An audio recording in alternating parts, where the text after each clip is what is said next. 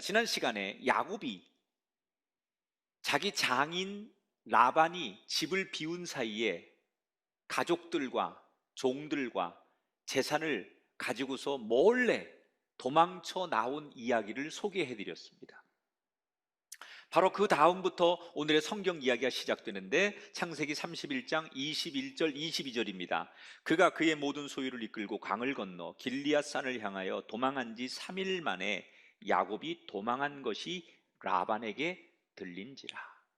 야곱이 가족들을 데리고 도망친 지 3일 만에 라반이 돌아왔습니다. 그런데 집이 비어 있는 거예요. 보니까 그냥 빈 게 아니라 떠난 거예요. 엄청난 충격을 받고 배신감을 품게 됩니다. 그리고는 도대체 나 없는 사이에 뭔가를 훔쳐가는 건 없을까 해가지고 집안을 샅샅이 조사시킵니다. 그리고는 집안의 온 남자들을 다 동원해서 야곱을 추격하기 시작해요. 한글 성경에는 추격, 쫓아간다 라고 표현을 해놨지만 히브리어 원문에 보면 전쟁을 하는 사람처럼 쫓아갔다, 이런 단어가 등장합니다. 여러분, 전쟁이라는 건 뭡니까? 죽이는 거예요. 전쟁은 죽이러 가는 거예요. 그러니까 지금 라반이 야곱을 잡으러 가는데 어떤 마음으로 가느냐? 배신감에 죽여버리겠다, 전쟁터에 나가는 그런 비장한 마음으로 야곱을 잡으러 떠났다는 얘기예요. 야곱은 쫓아오는지 모르고 도망치는 거예요.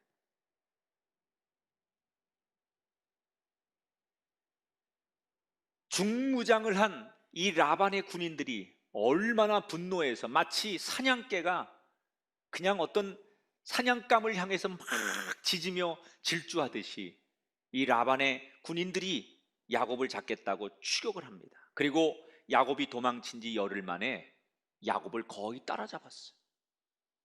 내일 정도면 야곱을 잡을 수 있을 것 같아요. 그런데 밤이 돼버렸어요.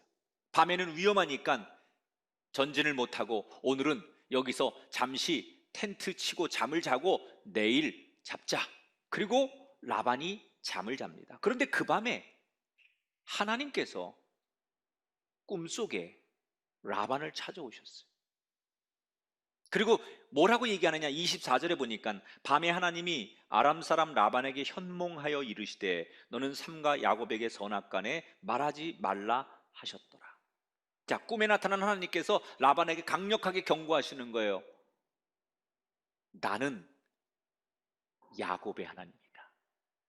너 야곱을 털끝 하나라도 건너는 날이 있으면 내가 널 가만두지 않을 테니까 알아서 해라. 저는 이 성경을 보면 하나님이 너무 멋있어요. 이런 표현이 좀 그렇지만 정말 하나님, 내가 보는 하나님은 너무 멋있어. 어떤 면이 멋있느냐?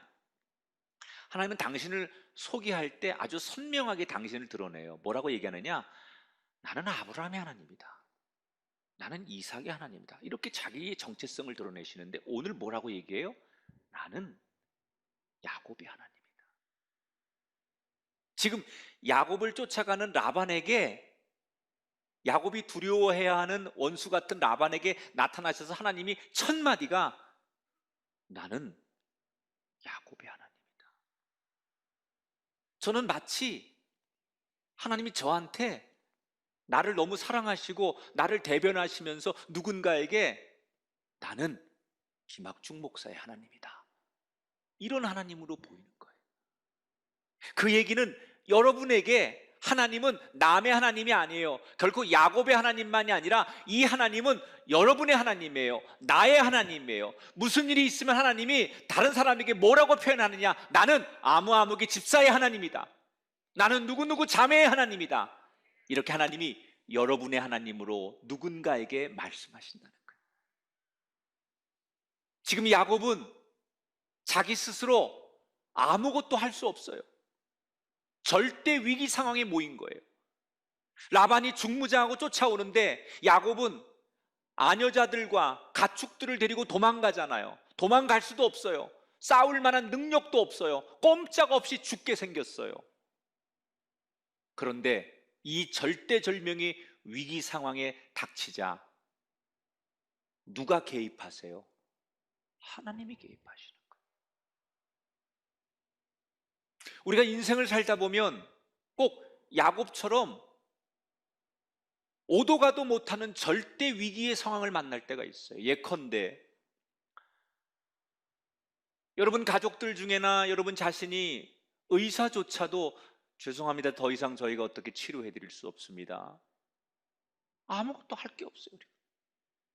경제적으로 부도가 났거나 어떤 어려움이 쌓였을 때 나는 아무것도 할 수 없어요. 그 밖에 우리 인생을 살다 보면 내가 아무것도 할 수 없는 절대 위기의 상황에 놓일 때가 있어요. 그럴 때 여러분 낙심하죠. 나는 말씀대로 기도하고 그리고 열심히 신앙생활 했는데 내가 지금 오도 가도 못하는 절대 위기를 만났을 때 여러분 누군가를 원망하게 돼 있어요. 그러나 절대 걱정하지 마십시오. 여러분들이 진짜로 아무것도 할 수 없는 그 상황이 되면 하나님께서 여러분의 사건과 인생 속에 친히 개입하셔서 우리를 지키실 줄 믿습니다. 지금 하나님이 우리에게 깊이 개입하시지 않는 건 우리가 할 수 있기 때문에, 네가 스스로 할 수 있고 너희들이 할 수 있기 때문에 하나님께서 우리에게 기회를 주시는 거예요. 그러나 정말 우리가 아무것도 할 수 없을 때는 하나님이 나의 자녀를 위해 직접 친히 개입하시고 역사하시는 하나님. 이 꿈이 얼마나 생생한지 꿈에서 깼는데 등줄기에 식은땀이 쭉 흐르는 거예요, 라반이. 그리고 생각해 보는 거예요. 내 꿈에 나타나신 하나님, 나는 그 하나님을 믿진 않아요. 그러나 지난 20년 동안 야곱이 함께 생활하면서 늘 자기 입으로 무슨 일이 있을 때마다 우리 하나님이 얼마나 대단한 분인지, 우리 하나님이 얼마나 무서운 분인지, 그렇게 야곱의 입을 통해서 하나님 이야기를 많이 들었던 라반이 그 밤에 만난 하나님을 야곱의 이야기와 함께 이렇게 오버랩을 하는 거예요. 그러면서 내가 믿는 하나님은 아니지만 그 하나님이 두렵기 시작한 거예요. 그래서 그 다음날 중무장한 군인들을 데리고 야곱을 드디어 만나는데, 이때 야곱은 여러분 무슨 생각했겠어요? 나 이제 죽었다. 저 라반에게 붙들리면 나는 이제 죽는다.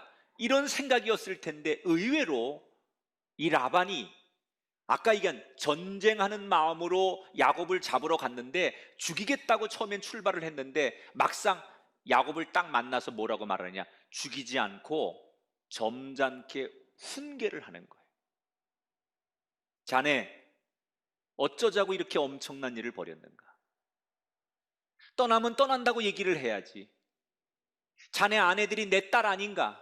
자네 아이들이 다 나한테는 외손자 외손녀들인데 나를 이렇게 무정한 아버지, 나를 이렇게 볼품없는 할아버지로 만들 수 있는가? 자네가 떠난다고 정식으로 인사하고 떠나야지 이렇게 야반도주하고 몰래 가는 법이 어디 있는가? 나 너무 섭섭하네. 내가 사실 너무 화가 나서 처음에는 자네를 죽이고 싶었지만 어젯밤에 자네의 하나님이 내 꿈속에 나타나서 자네를 털끝 하나 건들지 말라고 말하셔서 내가 자네를 해할 순 없어. 그러나 이러는 법은 없는 거야. 그리고 꾸짖죠. 그러면서 결정적인 얘기를 하나 해요. 라반이 뭐라고 얘기를 하느냐, 내가 다른 건 다 참을 수 있는데 자네, 우리 집에 내가 그렇게 중요하게 생각하는, 내가 내 인생의 무엇과도 목숨과도 바꿀 수 없는 신상을 왜 훔쳐갔는가? 이렇게 묻는 거예요.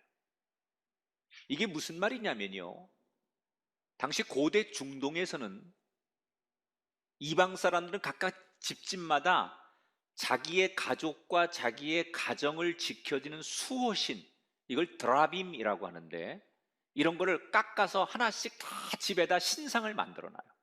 집집마다 다 달라요. 그리고 무슨 일이 있으면 애가 아프면 거기 가서 절하고 거기 가서 기도하고 또 무슨 뭐 중요한 문제가 있으면 이 드라빔 앞에 가서 모든 걸 맡기는 거예요.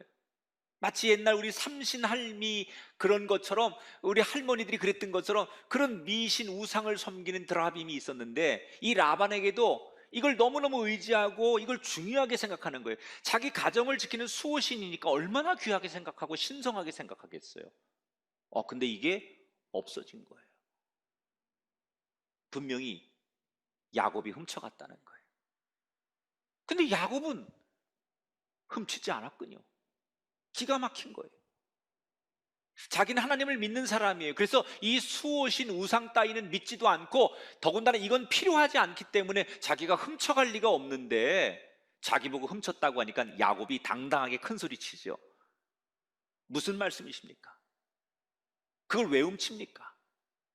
저희는 훔치지 않았습니다. 만약에 우리 중에 장인이 찾으시는 그 물건이 나오면 그가 누구라도 내가 먼저 죽이겠습니다 라고 야곱이 큰 소리를 칩니다. 라반의 사람들이 야곱의 가족들의 짐을 하나씩 하나씩 수색하기 시작해요. 자, 야곱은 우리 가족 중에는 그 우상을 훔친 사람이 없을 거라고 자신만만했습니다. 하지만 야곱이 몰랐던 게 있었어요. 사실은 이 라반이 찾는 수호신을 훔친 사람이 있었습니다. 누굽니까? 라헬이었어요. 31장 19절에 보니까 라헬은 그의 아버지의 드라빔을 도둑질했다 이렇게 나와요. 왜 라헬은 남편을 따라 새로운 삶을 살려고 떠나기 전에 아버지가 아끼는 그 드라빔을 훔쳤을까? 왜 훔쳤는지 성경에 구체적으로 나오진 않지만 성서학자들은 한 두 가지의 연구의 이야기를 하는데 가장 유력한 얘기예요. 둘 중에 하나일 거다. 하나는 먼 길을 떠나면서 불안하니까 자기들을 지켜줄 수 있는 수호신을 가져가고 싶었을 것이다. 이 여행길을 지켜달라. 두 번째는 이 당시만 해도 부모에게 부모가 남기는 재산을 물려받는 상징적인 사람이 어떤 사람이냐면 부모가 가지고 있는 이 드라빔, 수호신을 누가 가지고 있느냐가 그 사람이 부모의 재산을 물려받는 관습이 있었어요. 그러니까 아마도 라헬은 언젠가 자기 부모님이 돌아가시면 이 재산을 내 것으로 만들고 싶은 욕심, 물질적인 욕심, 그래서 드라빔을 훔쳐갔을 수도 있다. 저는 후자보다는 전자가 가깝다고 생각해요. 이미 떠나는 마당에 언제 다시 돌아와서 부모의 재산을 내 것으로 만든다는 것보다는 아마 마음이 너무 불안했을 거예요. 한 번도 가보지 않은 남편을 따라가는 그 여정이 너무 불안하고 두려웠기 때문에 자기들을 뭔가 지켜줄 수 있는 수호신, 이거 누구한테 배운 걸까요? 아버지한테 배운 거예요. 아버지한테.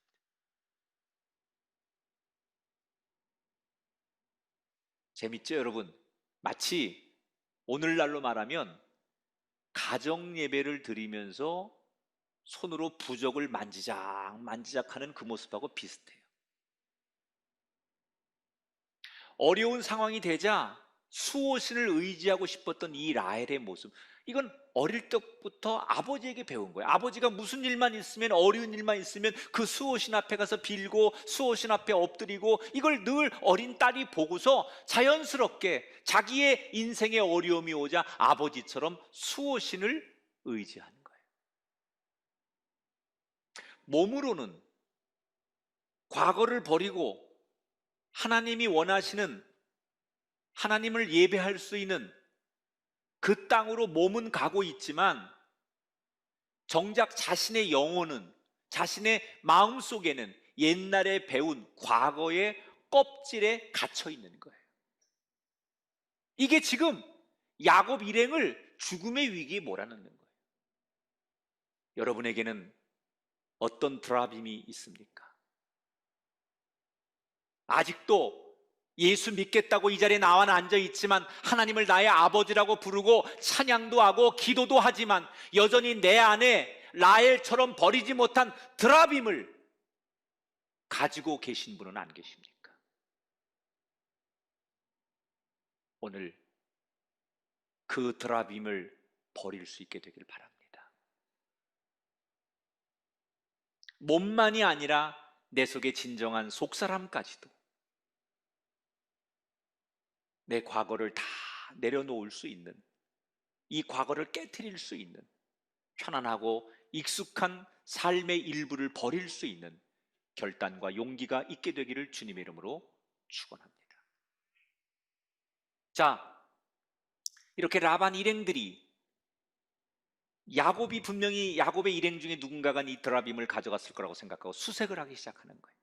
야곱부터 그의 자녀들, 자기 딸 레아, 이제 몸을 다 짐을 뒤지는 거예요. 이때 가장 두렵고 떨리는 사람이 누굴까요? 이걸 훔친 라헬이겠죠. 자기는 걸리면 죽는 거예요. 라헬 차례가 점점점 다가옵니다. 이때 라헬이 기가 막힌 방법을 하나 생각해내죠. 라헬이 그 드라빔을 훔쳐가지고 자기가 타고 가는 나귀의 안장 안에다 그걸 감춘 거예요. 그 사람들이 아버지하고 자기를 수색하려고 이제 다가오니까 이때 라헬이 나귀의 안장에 딱 타고 있다가 아버지에게 대뜸 뭐라고 말하느냐? 아버지 죄송해요. 내가 내려가서 인사해 드렸는데 지금 죄송해요. 그 성경 그대로 제가 생리 중이에요. 그래서 아버지 내가 내려갈 수가 없어요. 가까이 갈 수가 없어요. 이렇게 말을 합니다. 율법에도 나오지만 고대 중동의 이 유목민들은 피를 부정하게 생각해요. 그래서 여성들이 생리를 할 때 가까이 하는 것을 부정하게 생각합니다. 피합니다. 그러니까 라헬이 이걸 알고 자기가 수색 당하기 전에 먼저 선수를 친 거예요. 내가 지금 이래서 아버지 내려갈 수가 없어요. 가까이 오지 마세요. 그런 얘기예요. 그러니까 아버지가 주춤하면서 라헬을 패스하게 되는 거예요. 결국 그 드라빔을 못 찾지요. 자, 아무리 뒤져도 드라빔을 못 찾으니까 이때서 이걸 옆에서 지켜보고 있던 야곱이 이젠 큰 소리를 치는 거예요. 갑자기 서름이 복받쳐 오는 거예요. 지난 20년 동안 자기를 사람 이하 취급하고 종부리듯 노예처럼 부렸던 그 20년의 악몽이 떠오르면서 비록 장인한테 정식적으로 인사를 하고 떠나는 건 아니지만 그렇다고 해서 군사를 동원해서 여기까지 쫓아와서 자기를 죽이려고 한다거나 아니면 자기는 억울하게 훔치지도 않은 드라빔을 훔쳤다고 도둑놈 취급하는 이 장인 어른이 너무 섭섭한 거예요. 이때 야곱이 그 서러움을 폭발하죠. 삼촌이라고도 불렀다가 장인이라고도 불렀다가 해도 너무하십니다. 진짜 해도 너무하십니다. 그러면서 막 자기 서러움에 복받쳐 울면서 이 야곱이 라반에게 고백한 유명한 성경 구절 하나가 있어요. 이걸 보셔야 돼요. 42절 말씀 같이 한번 읽어보세요. 하나님이 내 고난과 내 손의 수고를 보시고 어젯밤에 외삼촌을 책망하셨나이다. 야곱이 뭐라고 말해요? 내가 삼촌 앞에 장인 앞에 지난 20년 동안 노예처럼 살고 억압과 고통 속에 살았지만 그 모든 내 고통과 고난을 내가 노력하는 걸 하나님은 다 보고 계셨다 그랬어요. 제가 왜 이 말씀을 딱 여러분에게 오늘 소개하느냐? 오늘 우리들 가운데 나는 믿음대로 정직하게 살려고 하는데 왜 이렇게 인생이 힘들고 나는 뭐가 잘 안 풀릴까 상처받고 아픈 분이 계시다면 오늘 이 말씀이 여러분에게 위로가 되고 치료가 되길 바랍니다. 하나님께서 여러분을 다 보고 계십니다. 억울하십니까? 남들이 날 알아주지 않고 정말 내가 이렇게 지금 이런 상황에 몰려있는 자체가 힘드십니까? 그럴 때 여러분 오늘 말씀에 위로를 받으십시오. 하나님은 여러분을 다 보고 계십니다. 사람들은 여러분을 몰라도 하나님은 여러분의 그 수고와 여러분의 정직함과 여러분의 헌신을 하나님이 다 보고 계시다는 거예요. 그리고 결정적인 때가 되면 하나님께서 반드시 그것을 근거로 해서 여러분을 도우신다는 거예요. 그러니 사람들이 나를 알아주지 않는다고 해서 억울하다고 낙심하지 말라는 거예요. 이 야곱의 서러움에 복받친 이야기를 들으며 라반은 더 이상 할 말이 없는 거예요. 그래서 야곱에게 사과하지요. 내가 미안하네. 잘못했네. 내가 사과할게. 그래서 그 들판에서 그들이 화해하고 협정을 맺어요. 우리 지나간 모든 과거는 다 잊고 자네 어차피 떠나는 거 내가 축복하고 떠날 테니 나를 용서하고 자네도 새 출발하게나 다시는 우리 이런 문제로 서로 원망하지 않기로 하세. 그리고 거기서 약속을 해요. 언약을 맺어요. 돌무더기를 쌓고. 사실 라반은 야곱이 언젠가 힘이 세져가지고 자기를 공격할까 봐 두려워 그랬던 거예요. 그러나 반대로 야곱은 그 언약을, 그 두 사람 간의 그 서로 언약을 맺는 것을 진심으로 합니다. 그렇게 하지요 라고 한 다음에 그 자신의 마음을 풀기 위해서 하나님 앞에 따로 예배를 드려요. 그리고 그 라반의 가족들에게, 자기를 쫓아오고 죽이려고 쫓아온 사람들에게 맛있는 음식을 성대하게 대접하고 귀한 잠자리를 제공을 해요. 왜 야곱은 이런 행위들을 했을까요? 그냥 언약을 하면 되는데 왜 그 뒤에 예배도 하고 따로 음식도 제공하고 환대를 했을까요? 야곱은 진심으로 지난 20년 동안에 하란 땅에 특히 자기하고 불편했던 장인 라반과의 앙금을, 과거를 털고 가고 싶었던 거예요. 자기는 지금 새로운 땅으로 가는 거잖아요. 자기는 잘 살기 위해 미래의 땅을 가는 거잖아요. 그런데 가는 내내 마음이 불편했거든요. 그 삼촌에 대한 분노, 장인에 대한 원망, 그리고 그 안에 상처, 이런 것들을 가지고 가는 내내 발걸음이 가볍지 않았거든요. 그런데 딱 맞닥뜨린 거예요. 그리고 화해가 되면서 진짜로 모든 과거는, 모든 상처는, 특히 사람에 대한 분노와 원망, 미움, 상처, 이런 것들을 다 여기다 두고 가고 싶은 거예요. 여러분, 이 장면이 오늘 현대인들에게 너무 중요해요.